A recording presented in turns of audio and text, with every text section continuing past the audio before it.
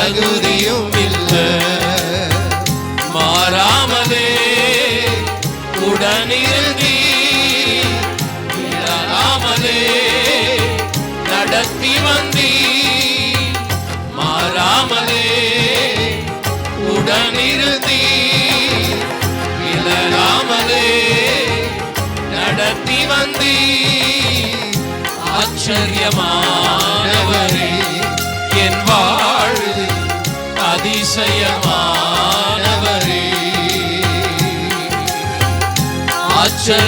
ஆச்சரியமானவரே என் வாழ்வின் அதிசயமானவரே.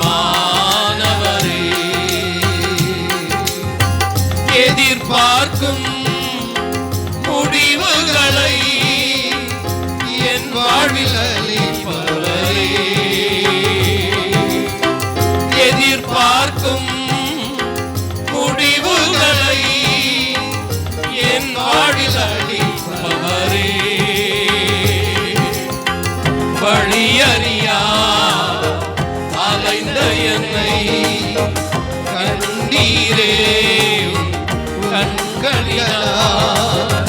வழியறியா அலைந்த என்னை கண்டீரே உம் கண்களால்.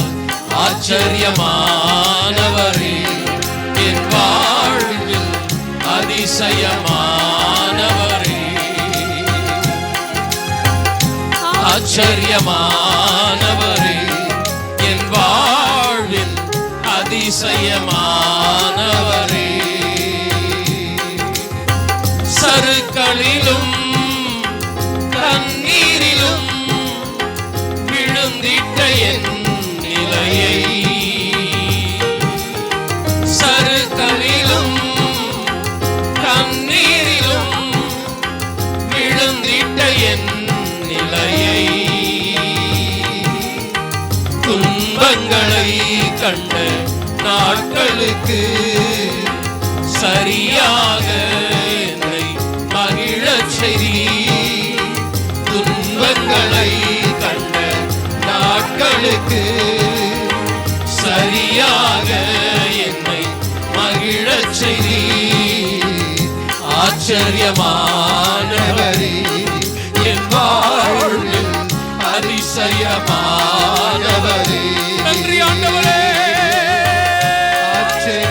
ஆச்சரியமானவரே என் வாழ்வில் அதிசயமானவரே. சொந்தமான பிள்ளையாக தகப்பனை போல் சுமந்தி. சொந்தமான பிள்ளையாக தகப்பனை போல் சுமந்தி.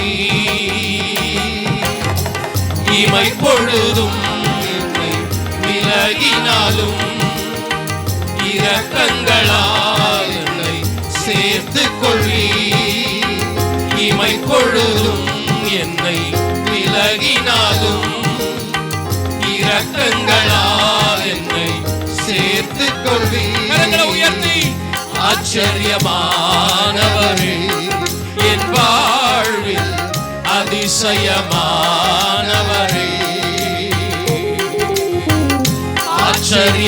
ஆச்சரியமானவரே என் வாழ்வில் அதிசயமானவரே.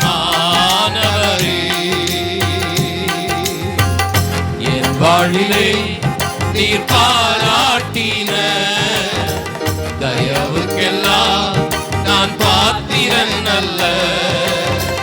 இதுவரையில் நீர் தாங்கினதற்கு எவ்வளவும் நான் தகுதியும் இல்லை.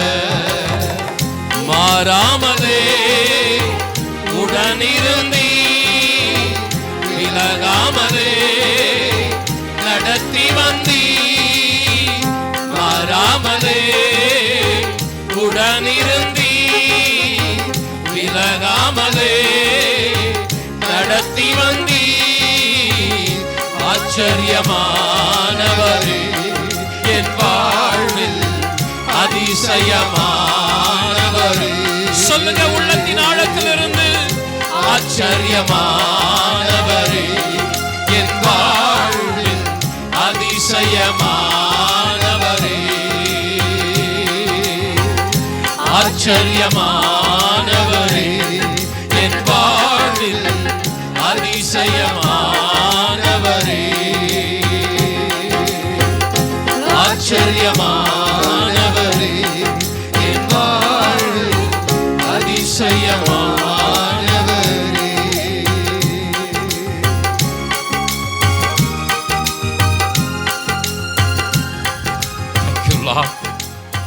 Thank you, Lord.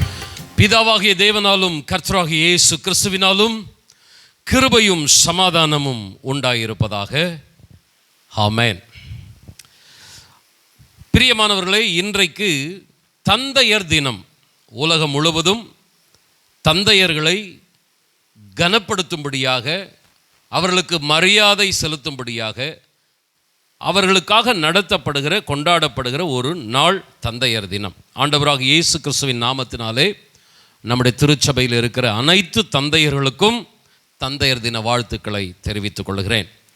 குடும்பத்திலும் சமுதாயத்திலும் தந்தையருடைய அன்பு, தியாகம், பிரயாசம், வேதனை, வலி இவைகளெல்லாம் நினைவு கூற, அவர்களை கனப்படுத்த, இப்படியாக வருடத்திற்கு ஒரு நாளாவது இருப்பது அவசியமாக இருக்கிறது.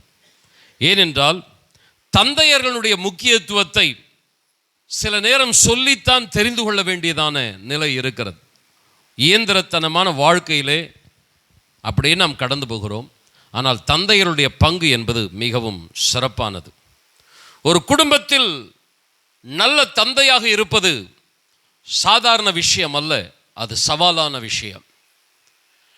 குழந்தையை பெற்றெடுத்து வளர்க்கிற பொறுப்பை எடுக்கிற தந்தையர்கள் குழந்தை பருவத்திலே அவர்களை பேசவும், நடக்கவும், ஓடவும் உற்சாகப்படுத்துகிறார்கள்.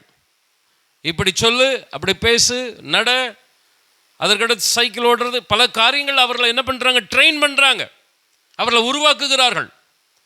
அதே பிள்ளைகள் குழந்தை பருவத்திலிருந்து டீனேஜ் போகும் பொழுது ரொம்ப பேசாத, அமைதியாயிரு அப்படின்றார்கள்.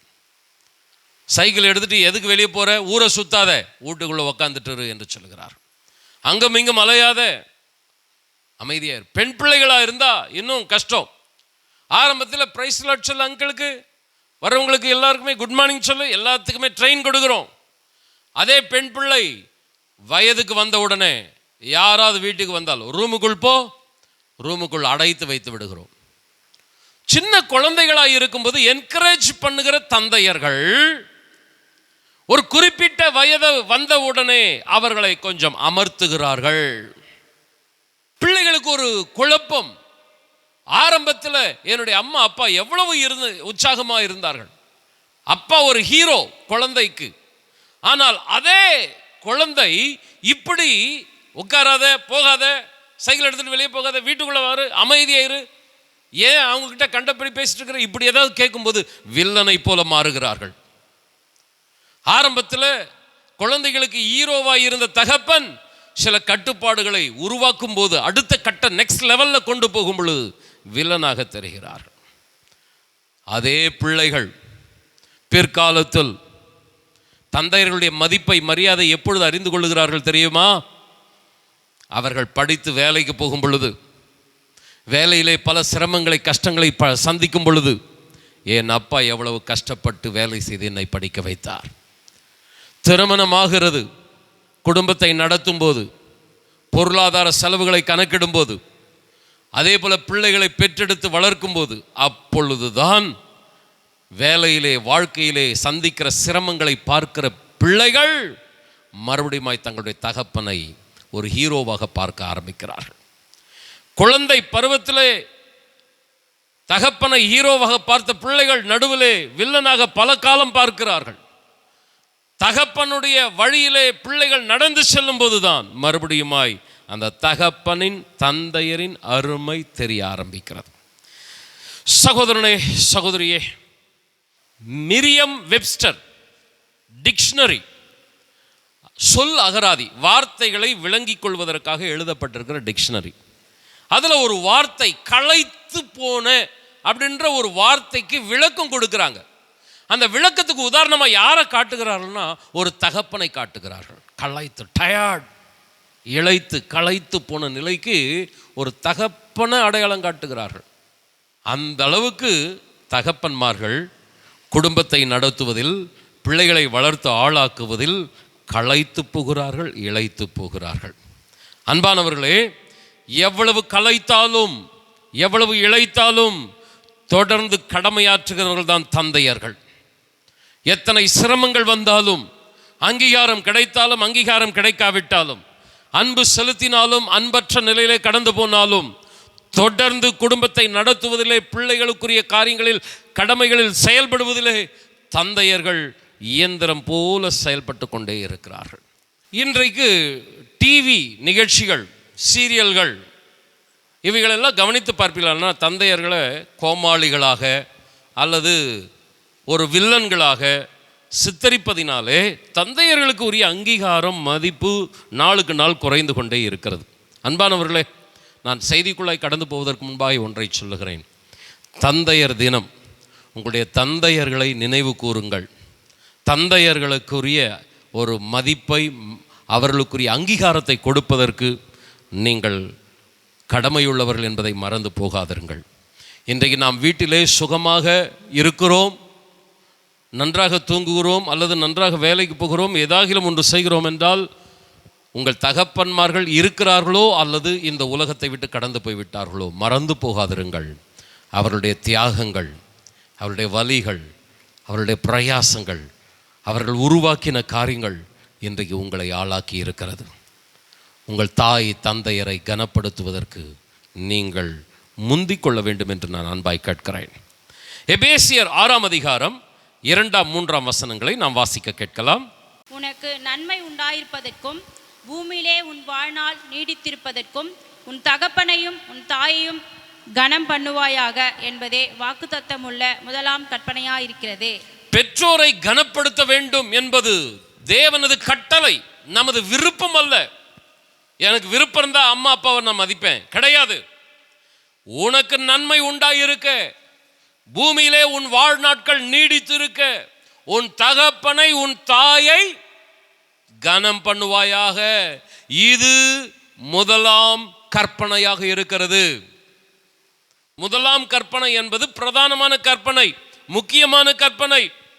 அன்பானவர்களே, நம்முடைய பெற்றோர்களை கனப்படுத்துவதனால 2 விதமான ஆசீர்வாதங்கள் இந்த வசனங்களிலே சொல்லப்பட்டிருக்கிறது. ஒன்று, நீ நன்றாயிருப்பாய், பூமியில உனக்கு நன்மை உண்டாயிருக்கும், உனக்கு வாழ்நாட்கள் நீடித்திருக்கும், அந்த நீடித்திருக்கிற வாழ்நாட்கள் நன்மையானதாக இருக்கும். 91ஆம் சங்கீதத்தில் பார்க்கிறோம், நீடித்த நாட்களால் உன்னை திருப்தியாக்குவேன், என் ரட்சிப்பை உனக்கு ஆண்டவர் நீடித்த நாட்களை தருவார். அந்த நீடித்த நாட்கள் சஞ்சலமான நாட்களாக அல்லாமல் நன்மை நிறைந்த நாட்களாக இருக்கும். சத்தமா ஆமென் சொல்லுங்க.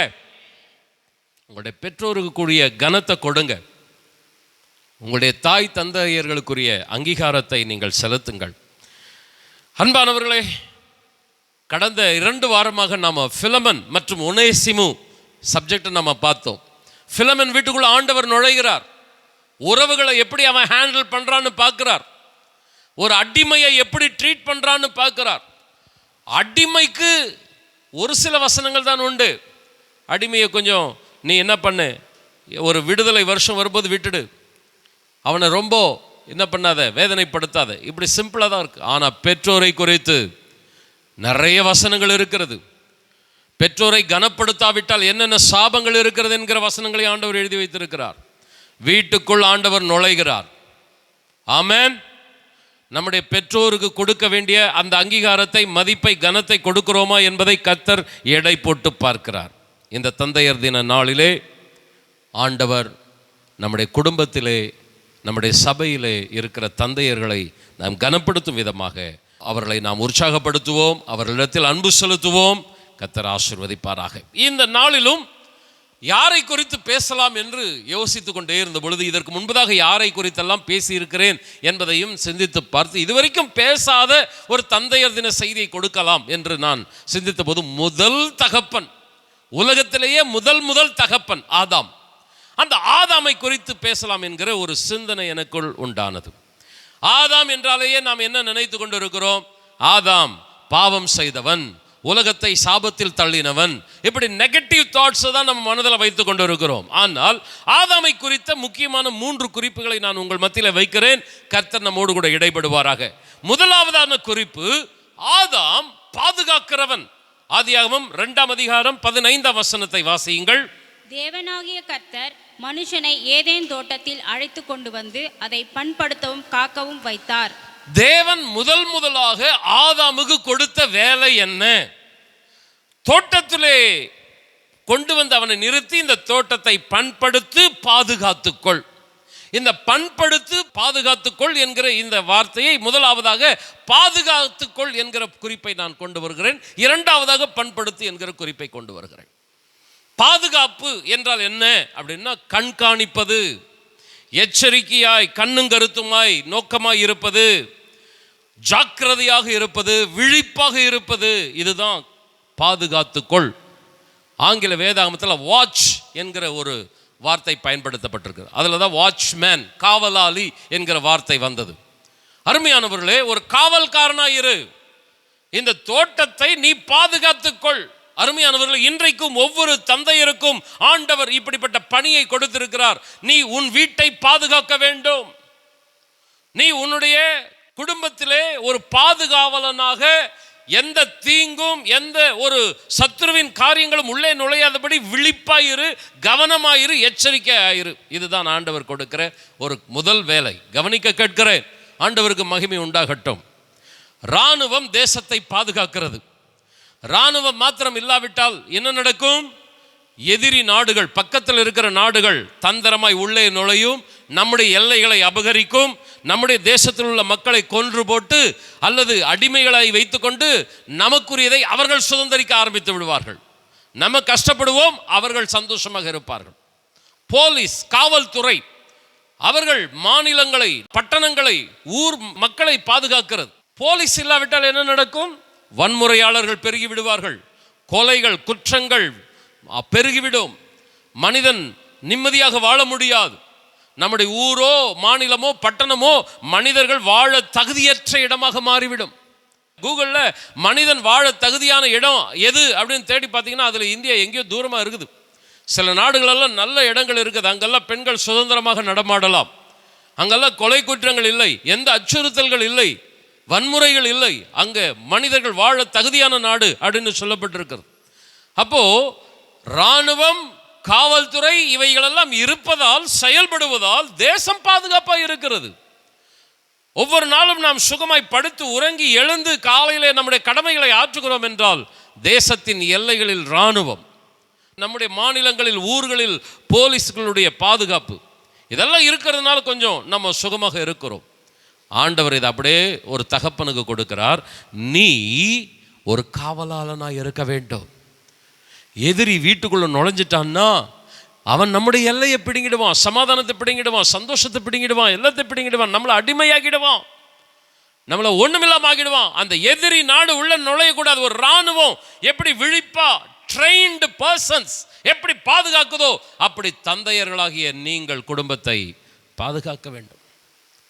பாவம் உள்ள நுழையக்கூடாது. கொலைகள், குற்றங்கள், வன்முறைகள், காரியங்கள் எல்லாம் உள்ள நுழைஞ்சா அவ்வளவுதான், ஒண்ணுமில்லாம போயிடும், குடும்பம் சிதலமாயிடும்.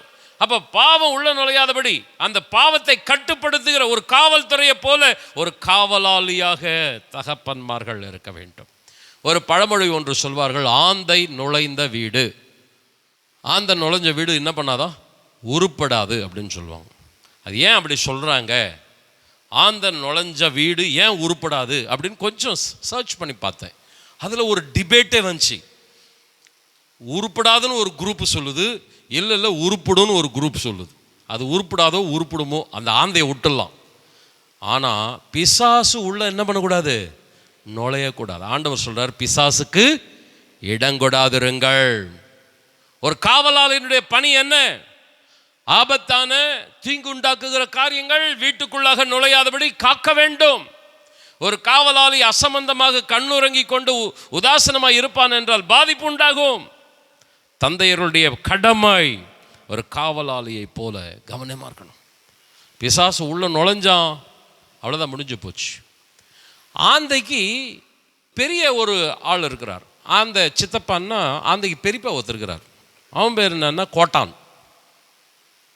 அந்த கோட்டானுக்கு ஒரு பழமொழி இருக்குது, கோட்டான் குடியிருந்த வீடு, ஆந்தை புகுந்த வீடுன்னு சொல்லுவாங்க. கோட்டானுக்கு என்ன சொல்லுவாங்க? குடியிருந்த வீடு. அப்படின்னா என்னன்னா பாழடைஞ்ச இடத்துல கோட்டான் போய் ஸ்டே பண்ணிடுமா. ஆந்தை எந்த வீட்டுக்குள்ளேன்னா நுழையும், கொஞ்சம் அசந்தா நம்ம வீட்டுக்குள்ளே கூட நுழைஞ்சிரும். ஆனால் கோட்டான் நுழையாது. கோட்டான் எந்த வீட்டுக்குள்ளே நுழைஞ்சுன்னா பாழடைஞ்சு ஒட்டடையும் சிதிலம் அடைஞ்ச வீட்டில் தான் கோட்டான் போய் குடியிருக்குமா. அப்படின்னா என்ன அர்த்தம்? ஆந்தை முதல்ல உள்ளே வந்து கெடுக்க வேண்டிய காரியங்களெல்லாம் கெடுத்து, சமாதானத்தை கெடுத்து, சந்தோஷத்தை கெடுத்து, பாவத்தை கொடுத்து, அப்படியே கொஞ்சம் கொஞ்சமாக அந்த வீட்டை பாழிடமாக மாற்றுவான். அந்த ஆந்தையினுடைய பெரியப்பா இருக்கிறான்ல, அப்போ இந்த பெரிய சாத்தான் இருக்கிறான்ல கோட்டான், அவன் வந்து என்ன பண்ணிடுவான்? பர்மனெண்ட்டாக ஸ்டே பண்ணிடுவான். இந்த ஆந்தையை கோட்டானெல்லாம் விட்டுருங்க. அன்பானவர்களை, இங்கே சாத்தானுக்கு வாங்க. இந்த ஆதாமுக்கு ஆண்டவர் கொடுத்த பணியை அவன் சிறப்பாக செய்யலை. தோட்டத்தை பாதுகாத்துக்கொள் அப்படின்னு சொன்ன அந்த காரியத்தை அவன் செயல்படுத்தல. ஆதலால் தான் இன்றைக்கு வேதனைகளும் வருத்தங்களும், இன்னைக்கு பல குடும்பங்களில் கண்ணீர்களும் பிரச்சனைகளும் பெரிதாக இருப்பதற்கு காரணம் என்ன? உள்ள நுழைய வேண்டியதை தடுத்திருக்கிறோமா? ஆண்டவர் சொல்றாரு, பாதுகாவலனா இரு. உன் வீட்டுக்கு, மனைவி, பிள்ளைகளுக்கு, குடும்பத்துக்கு ஒரு வாட்ச்மேனா இரு. என்ன நடக்குதுன்னு கவனி. ஒரு சிலர் எதையுமே கண்டுக்கிறது கிடையாது. எவன் உள்ள வரான், எவன் போறான், என்ன நடக்குது எதுவுமே தெரியாது. தூங்கிறது ஒன்று தான் வேலை, எதையுமே செய்யறது கிடையாது. டிவிக்கு முன்னாடி உட்கார்றது, இல்லைன்னா தூங்குறது, இல்லைன்னா ஊரை ரவுண்ட் அடிக்கிறது, இதுதான் வேலை. சகோதரனே சகோதரியே, ஆதாமை குறித்து பேசுறதுக்கு முன்னாடி போன வருஷம் நான் யோபுவை குறித்து பேசினேன். அதே பாயிண்ட்டை நான் எடுக்க விருப்பப்படலை. ஆனால் யோபுவை நீங்கள் கவனித்து பார்த்தீங்கன்னா, யோபு தன்னுடைய பிள்ளைகளை எல்லாம் கூப்பிட்டு, என் பிள்ளைகள் பாவம் செய்திருப்பார்களோ, என் குமாரர்கள் ஒருவேளை தேவனை தூஷித்திருப்பார்களோ என்று சொல்லி அவர்களை அழைத்து பரிசுத்தப்படுத்தி அவர்களை எல்லாரையும் தேவனுக்கு முன்பதாக சுத்தமுள்ளவர்களாக நிறுத்துவானா. கவனிங்க, வாட்ச்மேன், ஒரு காவலாளனா யோபு கரெக்டா இருந்தான். என் பிள்ளைகள் தவறு செய்திருப்பார்களோ, 7 பையனுங்க 3 பொண்ணுங்க, எப்பா கொஞ்சம் வாங்கப்பா பலி செலுத்தணும் அப்படின்னு கூப்பிட்டா எப்போ தெரியுமா அது நடக்கும்? நீங்கள் பார்த்தீங்கன்னா அதிகாலமே என்கிற ஒரு வார்த்தை 1ஆம் அதிகாரம் 5ஆம் வசனத்தில் யோபுல பார்க்கலாம். பழைய ஏற்பாட்டில் ஆராதனைக்கு போகலான்னா உங்களை மாதிரி 7:30 மணி 8 மணி அப்படி தூக்க கலக்கத்தில் சிலர் வர்றது போலலாம் அப்படியெல்லாம் கிடையாது. அதிகாலையில் எழணும். அதிகாலையில் எழுந்து சுத்திகரித்து கொண்டு தன்னை ஆயத்தப்படுத்தி கொண்டு வரணும். அதிகாலமே எழுந்து 7 பிள்ளைகள் 3 பெண் பிள்ளைகள் வாங்க அப்படின்னு ஒன்று, அப்படி 10 பேரும் அதிகாலையில் எழுந்து ஓடி வந்துட்டாங்க. நில்லுங்க, பலி செலுத்தணும், பரிசுத்தப்படுத்தணும். நம்மளை மாதிரி 2 மணி நேரத்தில் அந்த ஆராதனை முடியாது. அதிகாலை தொடங்குற ஆராதனை சாயந்தரம் வரைக்கும் நடக்கும், அல்லது நண்பகல் வரைக்கும் நடக்கும். அவ்வளவு நேரம் பிள்ளைகள் தேவ சமூகத்தில் காத்திருக்கணும். அன்பானவர்களே, இன்னைக்கு நம்ம வீட்டில் இருக்கிற பிள்ளைகளை கொண்டு வந்து சபையில் உட்கார வைக்கிறோமா? அதிகாலையில் எழுப்புனா பிள்ளைகள் எழமாட்டேன்றாங்க பாஸ்டர். அப்போதான் தூக்கம் நல்லா வருது பாஸ்டர். தூங்கு, தாளாட்டு உன் பிள்ளைய. காவலாளனா நீ இருந்தேன்னா குடும்பத்தின் சந்தோஷத்திலே நீயும் சந்தோஷப்படுவாய். காவலாளனா நீ இல்லைன்னா, செய்ய வேண்டிய கடமையை நீ செய்யலைன்னா பிற்காலத்தில் கண்ணீர் விட வேண்டிய சூழ்நிலையை அதை தவிர்க்க முடியாது. இந்த யோபுனுடைய வீட்டை பாருங்க, சூப்பராக அவன் என்ன பண்ணுறான், அந்த குடும்பத்தை டியூன் பண்ணுறான். பிள்ளைகளை எழுப்புறான், அதிகாலமே எழுப்புறான். வாங்க நம்ம போய் பலி செலுத்தணும். நீ போ, நான் வரனாலும் சொல்லலை. எல்லாருமே வந்து பலி செலுத்தி அப்படியே காத்துட்ருக்குறாங்க மணிக்கணக்கா. எவ்வளோ பிள்ளைகளை டியூன் பண்ணியிருப்பான் பாருங்களேன். குடும்பத்தை எவ்வளோ பாதுகாப்பாக நடத்துகிறான் பாருங்களேன். அன்பானவர்களே, கொஞ்சம் என்னுடைய குடும்பத்துக்கும் சேர்த்தே இந்த பாயிண்ட்டை நான் வைக்கிறேன். நம்முடைய குடும்பத்தை, பிள்ளைகளை நடத்துவதில் கொஞ்சம் கருத்தாக நம்ம இருக்கணும். எத்தனை பேர் ஆமேன்னு சொல்கிறீங்க? காவலாளனா கரெக்டாக இருந்து செயல்பட்டு பாருங்க, பிற நாட்களில் அதனுடைய சந்தோஷத்தின் கனிகளை நீங்கள் புசிப்பீர்கள். அதில் நீங்கள் தவற விட்டீர்கள்னா கசப்பான கனிகள் வீட்டுக்குள்ளாக வரும். பிள்ளைகளாலே நீங்கள் அழ வேண்டியதாக இருக்கும். அப்படிப்பட்ட நிலை வராதபடி நீங்கள், ஆண்டவர் சொல்றார், காவலாளனாயிரு.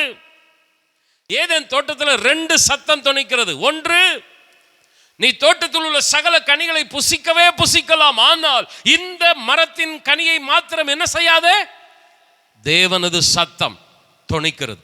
அதே தோட்டத்தில் இன்னொரு சத்தம் தொனிக்கிறது, இந்த கனியையா புசிக்க வேண்டாம் என்று ஆண்டவர் சொன்னார். நீங்கள் இந்த கனியை புசித்தால் தேவர்களை போல மாறுவீர்கள். இன்னொரு சத்தம் தொனிக்கிறது. 2 சத்தம் வீட்டில் தொனிக்குது, தோட்டத்தில் தொனிக்குது. ஒன்று தேவ சத்தம், இன்னொன்று சாத்தானின் சத்தம். இப்போ நான் ஒரு கேள்வி வைக்கிறேன்.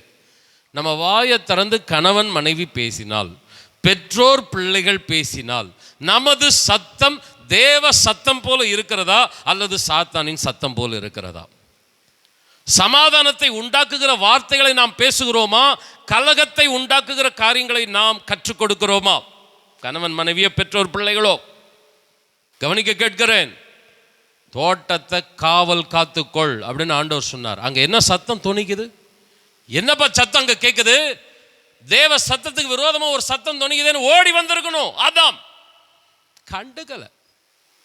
சிலர்லாம் வீட்டில் தவறான சத்தங்கள் தொனிக்கிறது, தவறான காரியங்கள் கற்றுக் கொடுக்கப்படுகிறது, தீமையான காரியங்கள் பேசப்படுகிறது. கண்டும் காணாமல் விடுவதினால் கசப்பான கனிகளை புசிக்க வேண்டியதாக இருக்கும். தோட்டத்தை பாதுகாக்க தவறிட்டான். ஆண்டவராக இயேசு கிறிஸ்து சீஷர்களை தேர்ந்தெடுக்கிறார். 12 பேர் அற்புதமான சீஷர்கள். அவர்களை கொண்டுதான் ஊழியமே செய்யணும். பேதுரு அதுல முதன்மையானவன். ஆண்டவர் அவனை பார்த்து சொல்றார், அப்பாலே போ சாத்தானே. ஏன் ஆண்டவர் அப்படி சொல்றார் தெரியுமா? பேதுருடைய சத்தம் தேவ சத்தமா இல்லை, சாத்தானின் சத்தமா இருந்தது. ஊழியக்காரங்க, பேதுரு ஊழியக்காரன் மாத்திரம் இல்லை, பிரதான அப்போஸ்தலன். இருக்கிற 12 அப்போஸ்தலர்கள் அவன் தான் சீஃப். ஆனா பேச வேண்டிய வார்த்தை தேவ சத்தமா இருக்கணும். கொஞ்ச நேரத்துக்கு முன்னாடி அவன் பேசணும். எப்படி பேசணும்? நீர் தான் தேவனுடைய குமாரன். உடனே ஆண்டவர் சொன்னார், மாம்சமும் ரத்தமும் உனக்கு வெளிப்படுத்தலப்பா, பரலோக பிதாவை உனக்கு என்ன பண்ணார்? வெளிப்படுத்தினார். பாராட்டுறார். கொஞ்ச நேரத்தில் பாராட்டின ஆண்டவர் கொஞ்ச நேரத்தில் அப்பாலே போ சாத்தானேன்னு சொல்றார். சத்தம் கொஞ்சம் கவனிச்சா உடனே கடிந்து கொள்ளணும். இது சரியில்லை. தேவனுக்கு பிரியமில்லாத வார்த்தையை பேசும்போது புருஷனோ பொண்டாட்டியோ பெற்றோரோ பிள்ளைகளோ உடனே வரணும். இது சரியில்லை, இதை பேசக்கூடாது, இது தேவனுக்கு பிடிக்காத வார்த்தை சொல்லாதன்னு சொல்லணும். அப்படி நீங்க கட்டுப்படுத்த தவறுவீர்களா என்றால் தவறான ஆலோசனைகள் குடும்பத்தை தாறுமாறாக்கிவிடும். பிரதர்ஸ் அண்ட் சிஸ்டர்ஸ், உட்காந்து பேசுறீங்களா? ஒன்றும் மறந்துடாதீங்க, கர்த்தர் லிசன் பண்றார். ஹல்லேலூயா. பிலமன் வீட்டுக்குள்ள நுழைஞ்ச ஆண்டவர் என் வீட்டுக்குள்ள உங்க வீட்டுக்குள்ள நுழையிறார். என்ன பேசுறீங்க? ஹஸ்பண்ட் அண்ட் ஒய்ஃப் என்ன பேசுறீங்க? பேரண்ட் அண்ட் சில்ட்ரன் என்ன பேசுறீங்க? லிசன் பண்றார். அங்க தேவ சத்தம் தொனிக்குமானா ஆணித்தரமா சொல்றேன், சமாதானம் நிலைத்திருக்கும், நன்மை கிருபை தொடரும். சாத்தானின் சத்தம் தொனிக்கும்னா அமைதியா இருந்தீங்கன்னா அது ரொம்ப ரொம்ப கஷ்டம். நமக்கு நடந்த எல்லா சம்பவத்தை தான் நான் சொல்றேன். ஆண்டவர் ஒரு தோட்டத்தில் பழ மர கனிகள் எல்லாம் வைக்கிறார். இதெல்லாம் நீ சாப்பிடலாம்பா, இது ஒன்றுத்தை மட்டும் என்ன பண்ணக்கூடாது? சாப்பிடக்கூடாது. சரி, இப்போ ஏவாள் அந்த மரத்துக்கிட்ட போகிறா. ஒரு சத்தம் துணிக்குது, அதை இவன் கண்டுக்காம விட்டுட்டான். அந்த சத்தத்தை கேட்குற ஏவாள் அடைய பழத்தை போய் பறிக்கிறாள். பறித்தவள் புசிக்கிறாள், புசிக்கிறவள் புருஷனுக்கும் கொடுக்கிறாள். கொஞ்சம் கவனமாக கேளுங்க, கர்த்தர் உதவி செய்வாராக.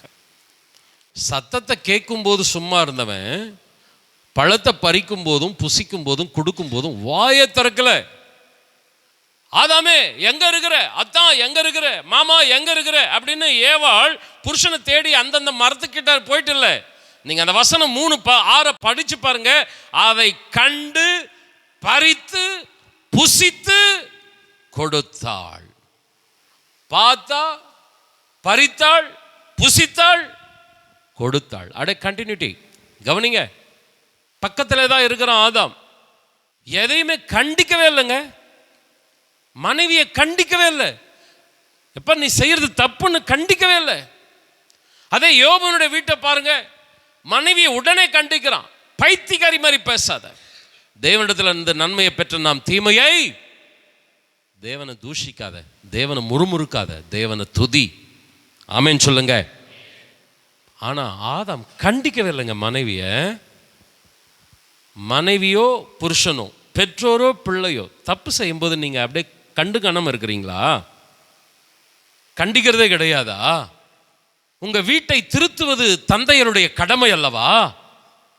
அமைதியாக இருப்பீர்களா? அன்பானவர்களே, சில நேரம் பேசின பிரச்சனை வருது பாஸ்டர், ரொம்பவே பயங்கரமான பிரச்சனை வருது. வரட்டும், நான் உங்களுக்கு சத்தியத்தை சொன்னதினாலே நான் சத்துருவானேனோ அப்படின்னு பவுல் அப்போஸ்தலன் கேட்கிறான். எப்பா சர்ச் மக்கள் பகைக்கிறாங்கப்பா, ஐயோ ஊழியக்காரனை ஒரு மாதிரி ஆக்கணும்னு பார்க்குறாங்கப்பா, நம்ம சத்தியத்தை விட்டுடலாம், கொஞ்சம் ஜனங்களை ப்ளீஸ் பண்ணலாம். பண்ணானா நல்ல போராட்டத்தை போராடினேன், ஓட்டத்தை விசுவாசத்தை, அவன் கடைசி வரைக்கும் அந்த சத்தியத்தை விடவே இல்லை. யார் பகைத்தால் என்ன, என்ன ஆனால் என்ன? பிரதர் நான் ஒன்று சொல்கிறேன் பாருங்களேன், நீங்கள் சிஸ்டர் பிரதர் ரெண்டு பேருமே சொல்கிறேன். ஏன்னா மனைவி தப்பு செய்தால் கணவன் கண்டிக்கணும், கணவன் தப்பு செய்தால் மனைவி கண்டிக்கணும், அது ரெண்டு பேருக்கும் உரியது. பிள்ளைகள் தப்பு செய்தால் பெற்றோர்கள் கண்டிக்கணும். நான் ஒன்று சொல்கிறேன் பாருங்களேன், நீங்கள் ஒரு பாலிஷ்டாக ஐயோ வானாப்பா இவன் அடங்கவே மாட்டா, இவன் கேட்கவே மாட்டான் அப்படின்னு நம்ம ஒன்றும் கண்டுக்காம விட்டுட்டீங்கன்னா ஆண்டவர் உங்கள் பக்கத்தில் நிற்க மாட்டாருங்க. ஆனால் நீங்கள் கண்டிங்க, இது தப்பு, இப்படி பண்ணக்கூடாது, இப்படி பேசக்கூடாதுன்னு சொல்லுங்க. பிரச்சனை வருதா, அந்த பிரச்சனையில் கர்த்தர் கூட நிற்பார். ஆமென் சொல்லுங்க. நீங்க சத்தியத்தின்படி நடந்து, நீதியின்படி நடந்து, ஆண்டவருக்கு பிரியமானதை உங்கள் வீட்டிலே நடப்பித்து பிரச்சனை எழும்புகிறதா, கர்த்தர் விலக மாட்டார். கர்த்தர் தலைவராய் இருப்பார். எங்க அடக்கணுமோ அங்க அடக்குவார், எங்க தூக்கி நிறுத்தணுமோ அங்க தூக்கி நிறுத்துவார். சத்தமா ஆமென் சொல்லுங்க.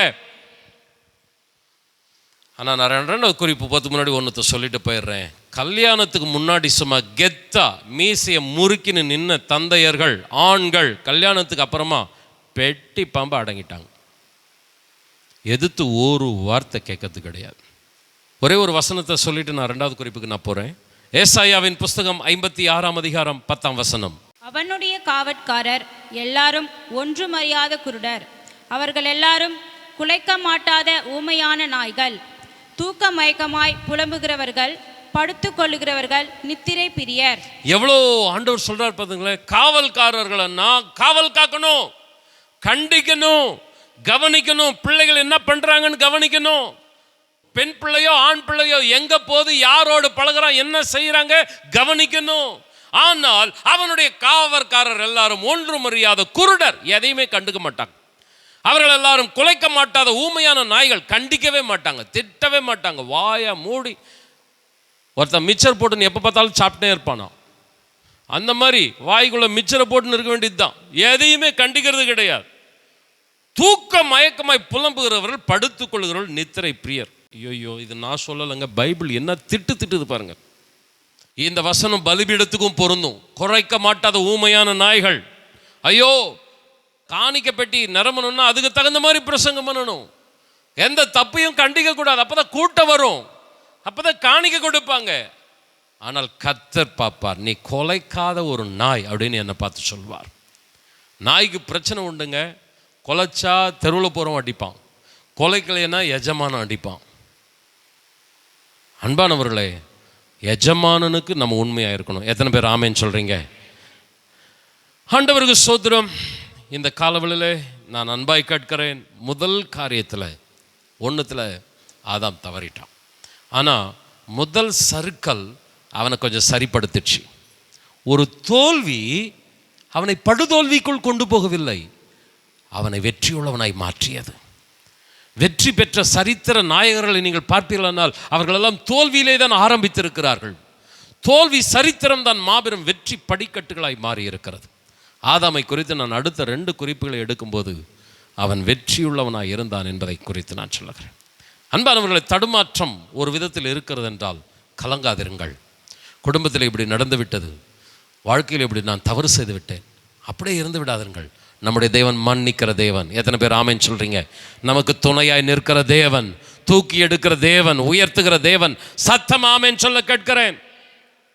ஆதாம் தடுமாறினது உண்மைதான், ஆனால் எழுந்து நிமிர்ந்து நிற்க ஆரம்பித்து விட்டான். இரண்டாவது குறிப்பு, அதே ஆதியாகமம் 2ஆம் அதிகாரம் 15ஆம் வசனத்தில் நாம் வாசித்தோம். தேவன் அவனை தோட்டத்திலே கொண்டு வந்து அதை பண்படுத்த காக்க வைத்தார், பாதுகாப்பதற்கு என்று நம்ம பார்த்தோம். இப்ப பண்படுத்தணும்னா என்னன்னா ஹார்ட் ஒர்க், அதை சுத்தம் பண்ணணும்.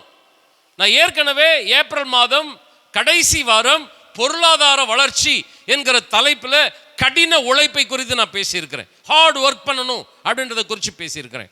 அதனால ஏற்கனவே உழைப்பை குறித்து பேசுனதுனால அந்த உழைப்பில் இன்னொரு பாயிண்ட்டை, ரெண்டாவது பாயிண்ட்டை நான் இங்கே கொண்டு வந்துடுறேன். கவனிக்க கேட்கிறேன்.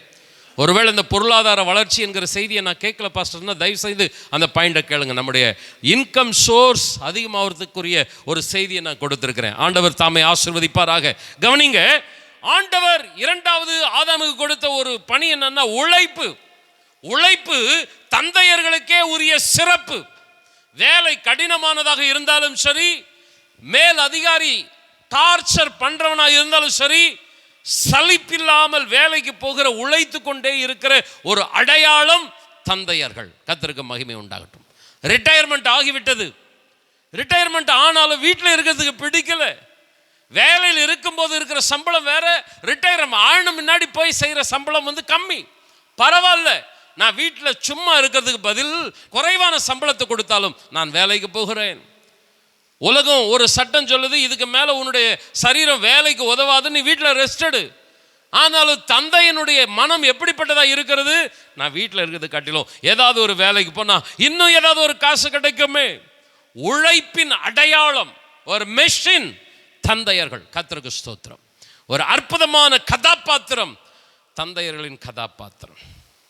ஆதாம் முதல் காரியத்தில் தவறினாலும் உழைப்பில் தவறவில்லை. சரி, ஆதாமுக்கு என்னங்க உழைப்பங்க? ஆதாமுக்கு உழைப்பு அங்கே வேற எதையுமே இல்லை.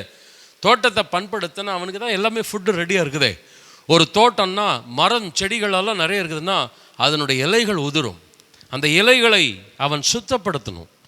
தேவன் தோட்டத்துக்குள்ளே வராருன்னா க்ளீனாக இருக்கணும். ஆண்டவர் சுத்தத்தை விரும்புகிறவர்.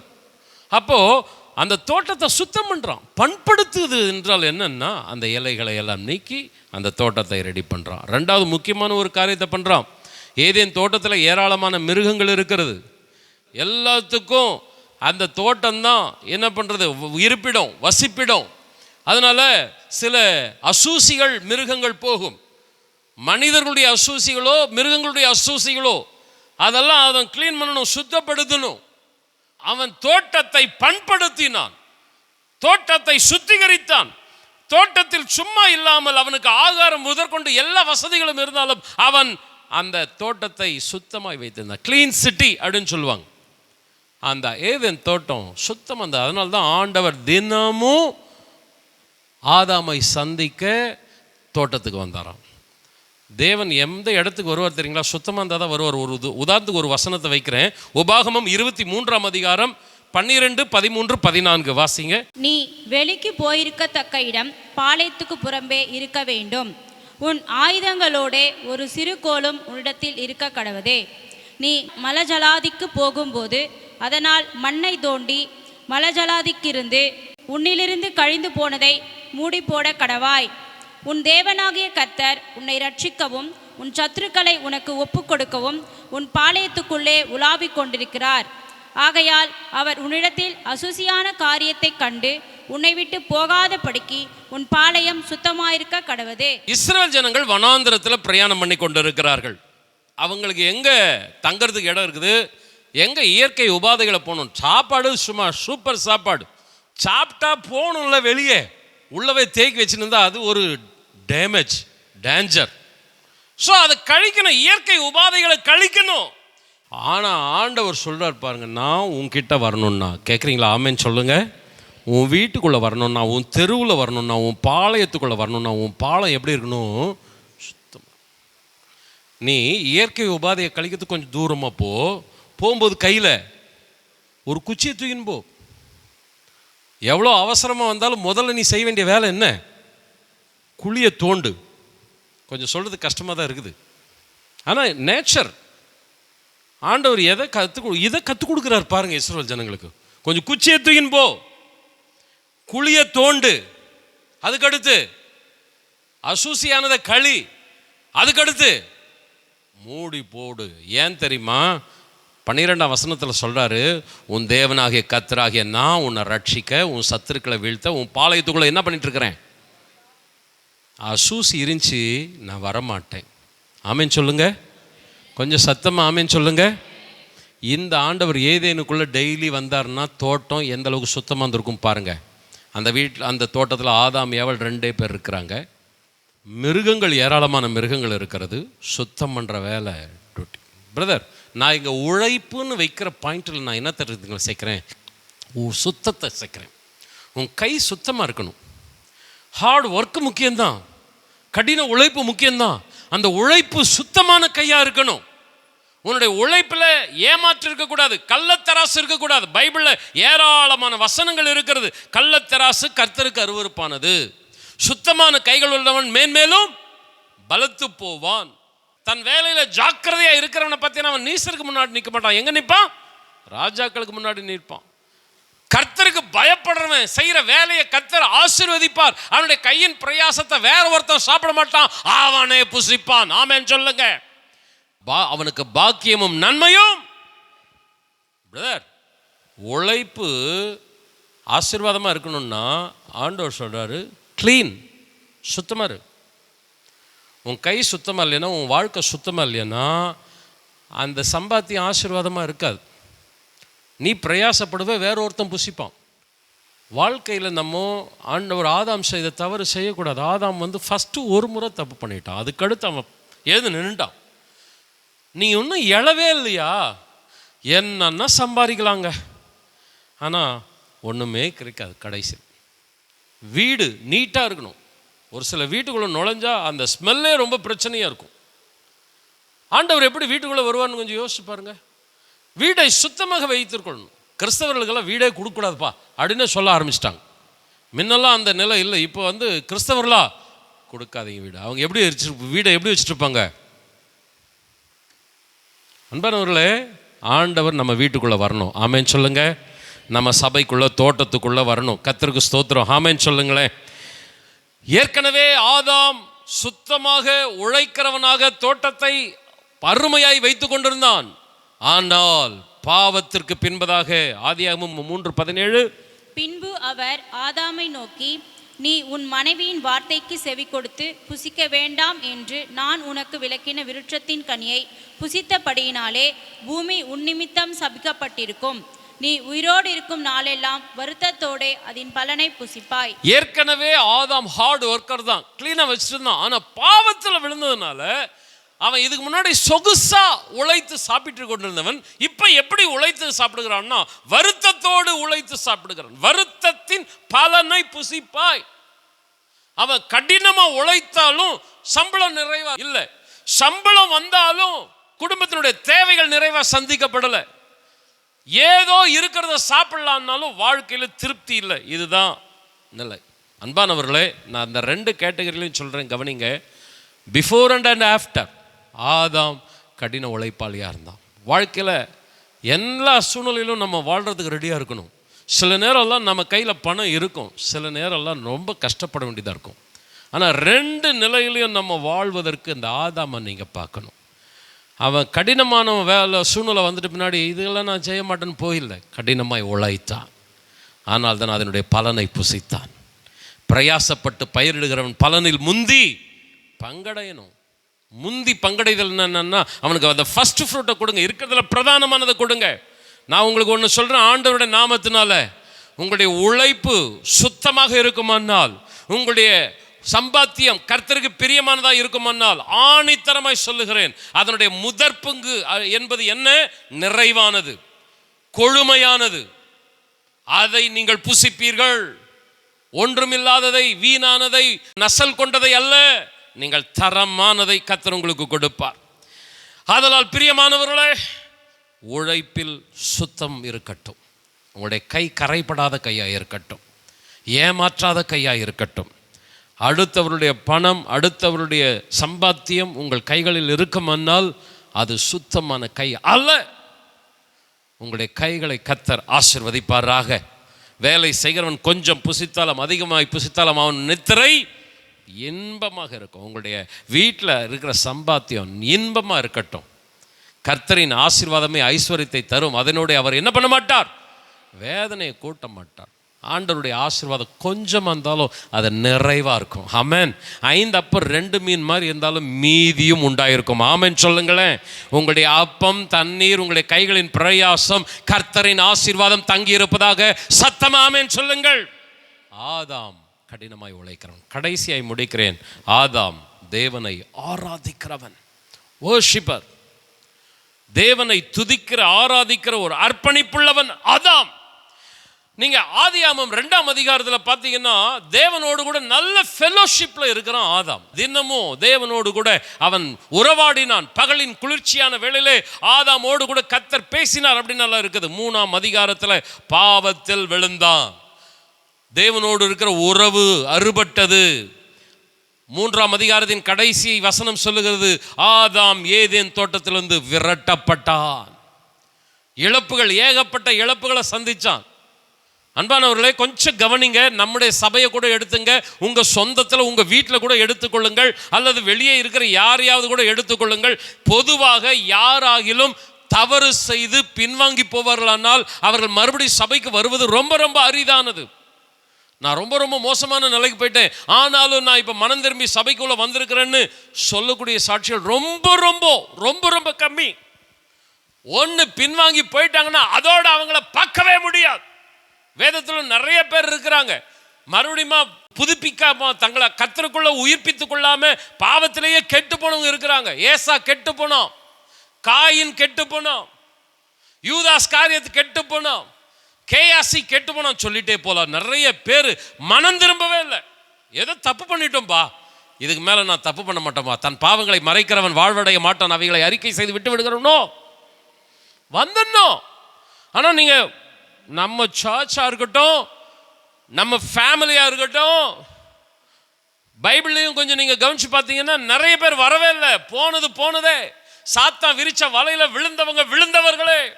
ஆனா ஆதாம் விழுந்தது உண்மைதான். ஆதாம் மிகப்பெரிய பாவத்தை, சாபத்தை குடும்பத்தில் மாத்திரமல்ல உலகத்துக்கே கொண்டு வந்தது உண்மைதான். 4ஆம் அதிகாரத்தில் அவருடைய பிள்ளைகளை பார்ப்பீர்களானால் காயின் ஆபேலுக்குள் ஒரு பிரச்சனை ஏற்பட்டு கொலைகாரனாய் மாறிவிட்டான். ஒரு பிள்ளை, நல்ல பிள்ளை செத்து போனா இன்னொரு பிள்ளை கொலைகாரனா மாறிட்டான். எவ்வளவு மோசமான குடும்பம் ஆயிடுச்சு பாருங்க ஆதாம். ஆனால் நீங்கள் கவனித்து பார்ப்பீர்களானால் தேவனுக்குரிய ஆராதனை ஆதாமின் வீட்டிலே காணப்பட்டது. ஆதியாகமம் 4ஆம் அதிகாரம் 3ஆம் 4ஆம் வசனத்தை வாசிக்கலாம். சில நாள் சென்ற பின்பு காயின் நிலத்தின் கனிகளை கர்த்தருக்கு காணிக்கையாக கொண்டு வந்தான். ஆபேலும் தன் மந்தையின் தலையீற்றுகளிலும் அவைகளில் கொழுமையானவைகளிலும் சிலவற்றை கொண்டு வந்தான். ஆபேலையும் அவன் காணிக்கையும் கர்த்தர் அங்கீகரித்தார். காயின் காணிக்கைகளை கொண்டு வந்து ஆராதிக்கிறான், ஆபேல் காணிக்கைகளை கொண்டு வந்து ஆராதிக்கிறான். இந்த ஆராதனை யார்ப்பா கற்றுக் கொடுத்தது? நிச்சயமாய் ஆதாம் தான் கற்றுக் கொடுத்திருப்பான். ஆதாம் விழுந்து போனான், ஆனால் விழுந்த நிலையில இல்லை, அவன் எழுந்தான். கர்த்தரோடு கூட உறவை புதுப்பித்துக் கொண்டான். ஜெபிக்கிறவனாய் ஆராதிக்கிறவனாய் மாறினான். தகப்பனை பார்க்கிற பிள்ளைகளும் காணிக்கை கொடுக்கிற, பலி செலுத்துகிற, ஆராதிக்கிற பிள்ளைகளாய் மாறினார்கள். கவனிங்க பிரதர் அண்ட் சிஸ்டர், ஒரு சர்வே இப்படியாக சொல்லுகிறது, தாய் மாத்திரம் சபைக்கு போனால் அந்த வீட்டில் இருக்கிற பிள்ளைகள் எவ்வளவு பேர் சபைக்கு வருகிறார்கள்? பர்சன்டேஜ் ஒரு ஆய்வு எடுத்தார்கள். 30 to 35% மாத்திரம் தான் சர்ச்சுக்கு வராங்களாம். ஆனா தந்தையர்கள் ஆராதனைக்கு வந்தால், சபைக்கு வந்தால் 78 to 84% அந்த குடும்பத்தில் இருக்கிற அங்கத்தினர்கள் சபைக்கு வந்துடுறாங்களாம். அப்போ தந்தை தான் சிறந்த வழிகாட்டி. தந்தை தேவனை ஆராதிக்கிறவனாக இருந்தால், தந்தை தன்னுடைய பாவங்களை அறிக்கையிட்டு விட்டு ஆண்டவரோடு ஒப்புரவாவனால் அவனுடைய பிள்ளைகளும் தேவனை ஆராதிக்கிறவர்களாய் மாறுவார்கள். ஆமென் சொல்லுங்களேன். கொஞ்சம் சத்தமா ஆமென் சொல்லுங்களேன். நீதிமான் தன் வழியிலே உறுதியாய் நடப்பான், அவனுடைய பிள்ளைகள் அதற்கு அடுத்து அந்த வழியிலே நடப்பார்கள், பாக்கியவான்களாய் இருப்பார்கள்னு ஒரு வசனம் சொல்லுகிறது. தந்தையர்களை நான் அன்பாய் கேட்கிறேன், தேவனுக்கு கொடுக்க வேண்டிய கனத்தை நீங்கள் கொடுக்கும் பொழுது, ஆராதிக்கும் பொழுது, உங்களுடைய பிள்ளைகள் உங்களை பின்பற்றுகிறவர்களாக இருப்பார்கள். சிலர் சபைக்கு வருவதை நிறுத்துகிறார்கள், பிள்ளைகளையும் அதே ஃபாலோ பண்ணுவார்கள். அன்பானவர்களே, உங்களுடைய குடும்பத்திற்கு சிறந்த வழிகாட்டியை நீங்கள் இருக்க அன்பாய் கேட்கிறேன். ஒரு சிலர் சொல்லலாம், எனக்கு இப்படிப்பட்ட அப்பா அமையலையே, எனக்கு ரட்சிக்கப்பட்ட தகப்பன் இல்லைன்னா நல்ல ஒரு தகப்பன் அமையலையே. உங்களுக்கு நான் முன்மாதிரியே இருக்கிறேன். சின்ன வயசுலேயே குடும்பத்தை இழந்துட்டேன். அம்மா அப்பான்ற அந்த உறவே கிடையாது. ஆனால் நான் ஆராதனை நேரத்தில் சொன்னேன், எனக்கு தகப்பன் நீர் தான் ஆண்டவரே. Praise the Lord. ஆண்டவரை பார்த்து சொல்லுவேன், பிதாவே. இயேசு மட்டும் கூப்பிட்றதுக்கு நீர் விடாதிரும், நானும் கொஞ்சம் கூப்பிடுறேன், என்னை தகுதிப்படுத்தும். பரிசுத்த பிதாவே. முதல்ல பிதாவே அப்படின்னு கூப்பிடுவார், அதுக்கடுத்து பரிசுத்த பிதாவே அப்படின்னு கூப்பிடுவார், அதற்கடுத்து நீதியுள்ள பிதாவே அப்படின்னு கூப்பிடுவார். பிதாவுக்கும் தனக்கும் அந்த உறவை ரொம்ப ஸ்ட்ராங் ஆக்கிடுவார். அந்த அதிகாரத்தை படித்து நான் ஆண்டவர்கிட்ட சொன்னேன், எனக்கு நீர் தான் தகப்பன். சங்கீதம் 28:10 சொல்கிறது, தாயும் தகப்பனும் கைவிட்டாலும் கர்த்தர். அருமையானவர்களை, ஒன்றை சொல்லுகிறேன், உங்களுக்கு நல்ல சிறந்த வழிகாட்டியான தந்தையர்கள் இருப்பார்களானால் நீங்கள் பாக்கியமான பிள்ளைகள், ஆசீர்வதிக்கப்பட்ட பிள்ளைகள். ஒருவேளை அப்படி எனக்கு இல்லை பாஸ்டர் அப்படின்னு சொல்லுவீர்களானால் உங்களுக்கு நானே சாட்சியாக இருக்கிறேன்.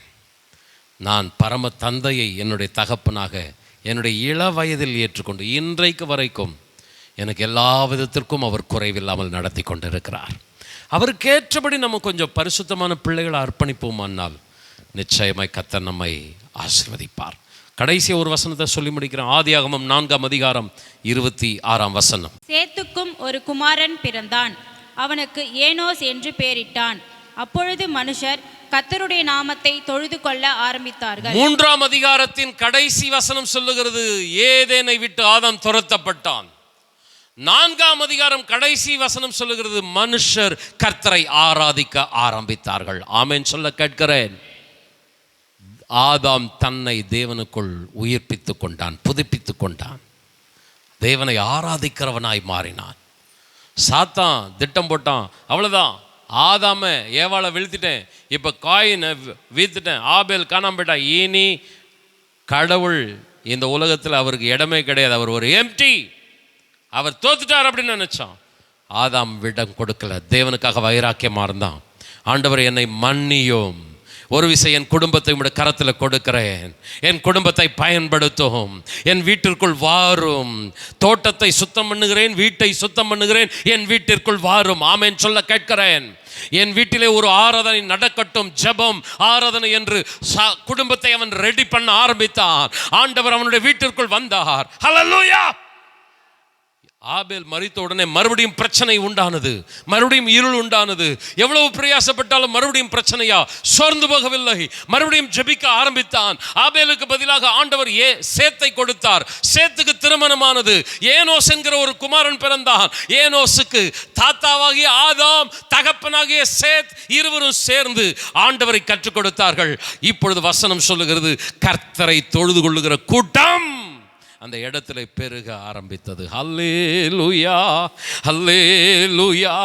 ஆதாமின் குடும்பம் முழு தேசத்துக்கும் ஒரு செய்தியை சொன்னது. என்ன செய்தி என்றால், மனிதன் தவறு செய்தால் ஆண்டவர் தண்டிப்பது உண்மைதான், ஆனால் ஆண்டவர் தள்ளி விடுகிறவர் அல்ல, மறுபடியும் சேர்த்து கொள்ளுகிறவர், மறுபடியும் ஆசீர்வதிக்கிறவர். ஹல்லேலூயா.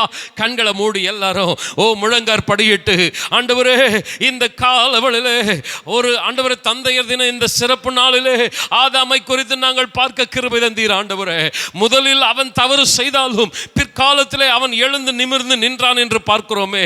ஆதாம் விழுந்த நிலையிலேயே இல்லை. ஹல்லேலூயா. ஆண்டவரே, தோட்டத்தை பாதுகாப்பதிலே தவறி போனான் என்றாலும் ஆண்டவரே அவன் மறுபடியும் சுத்திகரித்தான். தேவன் இறங்கி என் தோட்டத்திற்குள், பாளையத்திற்குள், வீட்டிற்குள் வர வேண்டும், சுத்திகரித்தான். ஆண்டவர் கடந்து வந்தார், அவனுடைய உழைப்பை ஆசீர்வதித்தார், அவனுடைய அர்ப்பணிப்பை ஆசீர்வதித்தார், அவனுடைய சந்ததியை மறுபடியும் கட்டி எழுப்பினார். அல்லேலூயா. அந்த குடும்பம் மறுபடியும் எழும்பி நின்றது. கர்த்தரை ஆராதிக்கிற ஒரு சந்ததி ஆதாமின் வீட்டிற்குள் வந்தது. அல்லேலூயா. இதோ உங்களுடைய வீட்டிற்குள் நான் ஒரு செய்தியை கொடுக்கிறேன். சகோதரனை சகோதரியே, இந்த வார்த்தைகளை உங்கள் மனதிலே ஆழமாய் பதித்துக் கொள்ளுங்கள். ஒருவேளை உங்களுடைய வீட்டுக்குள் சத்துரு இடரலை கொண்டு வந்திருக்கிறானா, இருளை கொண்டு வந்திருக்கிறானா, ஒருவேளை கண்ணீரில் இருக்கிறீர்களா, பிள்ளைகள் எல்லாம் பின்வாங்கி போயிருக்கிறார்களா, ஒரு செய்தியை ஆணித்தரமாய் நான் உங்களுக்கு சொல்லுகிறேன். சாத்தான் தொடர்ந்து ஜெயிக்கவே முடியாது. கரங்களை தட்டி ஆண்டவராகிய தேவன் உங்கள் வீட்டுக்கு தலைவராய் இருப்பார். மீகா சொல்லுகிறான், சத்துருவே சந்தோஷப்படாதே, நான் விழுந்த நிலையில இருக்கிறேன், என் வீடு இடிந்த நிலையில இருக்கிறது, ஆனால் என் கர்த்தர் எனக்கு வெளிச்சத்தை கொடுப்பார். நல்ல கரங்களை தட்டி ஹல்லேலூயா, ஹல்லேலூயா. ஒரு பாவம் வந்ததனால இந்த இருள் என் வீட்டிலே வந்திருக்கிறது, ஆனால் கர்த்தர் என்னை வெளிச்சத்துக்கு கொண்டு வருவார். நான் அவருடைய வெளிச்சத்தை, நீதியை பார்ப்பேன். இந்த சபை தேவனது வெளிச்சத்தை பார்க்கும். கொஞ்சம் ரெண்டு கரங்களை உயர்த்தி, எவ்வளவு சாத்தான் அலங்கோலமாக்கி இருந்தாலும் உங்கள் வீடு அலங்காரமாய் மாறும். ஆண்டவர் உங்கள் வீட்டை கட்டி எழுப்புவார். தலைமுறை தலைமுறையாய் ஆண்டவரை சேவிக்கிற ஒரு ஆசீர்வாதம் உங்கள் சந்ததியில் உண்டாகும். உங்கள் கர்ப்பத்தின் கனியை கர்த்தர் ஆசீர்வதிப்பார். எத்தனை சத்துரு பாவத்தை கொண்டு வந்து உங்கள் பிள்ளைகளை கீழே தள்ளி இருந்தாலும் கர்த்தர் கட்டி எழுப்புவார். நல்ல கரங்களை தட்டி ரிசீவ் பண்ணுங்க. இயேசுவின் நாமத்தினால என்னை ஒப்பு கொடுக்கிறேன், என் பிள்ளைகளை ஒப்பு கொடுக்கிறேன். எங்கள் சந்ததியிலே உம்முடைய ஆசீர்வாதத்தை ஊற்றும், உம்முடைய அபிஷேகத்தை ஊற்றும். 1000 தலைமுறைக்கும் இரக்கம் செய்கிறவரே, உம்முடைய அன்பு, உம்முடைய இரக்கம் எங்களை சூழ்ந்து நிற்கட்டும். ஆமென், ஹல்லேலூயா. 1000 தலைமுறைக்கும் உம்முடைய இரக்கம் நிலைத்து நிற்கும். 1000 தலைமுறைக்கும் உங்க இரக்கம் நிலைத்து நிற்கும். அழியாத அன்பால் மாசற்ற மனதால் உம்மை நேசிப்போம். அழியாத அன்பால் மாசற்ற மனதால் உம்மை நேசிப்போம். எங்கள் தேவனே, உம்மை தெய்வமாக கொண்ட நாங்கள் பூமியில் பாக்கியவான்கள். எங்கள் தேவனே, உம்மை தெய்வமாக கொண்ட நாங்கள் பூமியில் பாக்கியவான்கள். எங்களின் சந்ததிமே உமதாவியை ஊற்றிடுமே. சொல்லுங்க. எங்களின் சந்ததிமே உமதாவியை ஊற்றிடுமே. எங்களை காண்போர் உம்மையை காண கிருபை செய்திடுமே. கேட்போமா? எங்களை காண்போர் உம்மை காண கிருபை செய்திடுமே. கரங்களை உயர்த்தி, எங்கள் தேவனே, உம்மை தெய்வமாக கொண்ட நாங்கள் பூமியில் பாக்கியவான்கள். எங்கள் தேவனே, உம்மை தெய்வமாக கொண்ட நாங்கள் பூமியில் பாக்கியவான்கள். தலைமுறை தலைமுறையா உம்மை சேவிக்க தயை செய்திடும். தலைமுறை தலைமுறையா உம்மை சேவிக்க தயை செய்திடும். நித்திய கிருபை, நீங்காத கிருபை இன்றே தந்தருளும். ஆமென். நித்திய கிருபை, நீங்காத கிருபை. எல்லாரும் கேட்போமா? எங்கள் தேவனே, ஆமென். எங்கள் தேவனே, உம்மை தெய்வமாக கொண்ட நாங்கள் பூமியில் பாக்கியவான்கள். எங்கள் தேவனே, உம்மை தெய்வமாக கொண்ட நாங்கள் பூமியில் பாக்கியவான்கள். நல்ல கரங்களை தட்டி ஹல்லேலூயா, ஹல்லேலூயா. தலைமுறை தலைமுறையா ஆபிரகாமின் தேவன், ஈசாக்கின் தேவன், யாக்கோபின் தேவன், ஆதாமின் தேவன், ஆண்டவரே ஆபேலின் தேவன், சேத்தின் தேவன், ஏனோசின் தேவன், ஷபலதோரபலத நமலதரலப யெகோவா எங்களையும் பிள்ளைகளையும் பேர பிள்ளைகளையும் ஆசீர்வதிப்பீராக. இன்னைக்கு சத்துரு எத்தனை அலங்கோலம் பண்ணி இருந்தாலும், எத்தனை வலைய விரிச்சு கீழே தள்ளி இருந்தாலும், கரங்களை உயர்த்தி அவன் தோல்வி அடைவானாக. தேவ திட்டம் எங்கள் வாழ்விலே குடும்பத்திலே நிறைவேறுவதாக கரங்களை தட்டி ஹல்லேலூயா ஹல்லேலூயா ஹல்லேலூயா ஹல்லேலூயா ஷாந்தனமோ ரதரபலதியந்தனமோ. மனுஷர் கர்த்தரை தொழுது கொள்ள ஆரம்பித்தார்கள். சத்துரு வெட்கப்பட்டு போனான், பரலோக தேவன் மகிமைப்பட்டார். கரங்களை உயர்த்தி எங்கள் வீட்டிலே ராஜா போல உட்கார்ந்துட்டு இருக்கிற சத்துரு வெட்கப்பட்டு தலை குனிஞ்சி வெளியே போவானாக. எங்கள் வீட்டின் தலைவராய் கர்த்தர் அமருவீராக. சத்துருவுக்கு இடம் கொடாம ஆண்டவரே உம்முடைய அன்பில், உம்முடைய அர்ப்பணிப்பில், தகுதியில், கீழ்ப்படிதலில், சுத்தத்தில் எங்களுடைய ஆண்டவரை குடும்பத்தை வளர்த்து உருவாக்க, பிள்ளைகளை ஆளாக்க கிருபைதார். தந்தையர் தினம் அனைத்து தந்தையர்களையும் தாயார்களையும் பிள்ளைகளையும் வாழ்த்துகிறோம். ஆசீர்வதியும். உம்முடைய நாமம் மகிமைப்படட்டும். இயேசுவின் நாமத்தில் ஜெபிக்கிறோம் நல்ல பிதாவே, ஆமென். என் ஆத்துமாவே கர்த்தரை ஸ்தோத்திரி, என் உள்ளமே பரிசுத்த நாமத்தை ஸ்தோத்திரி.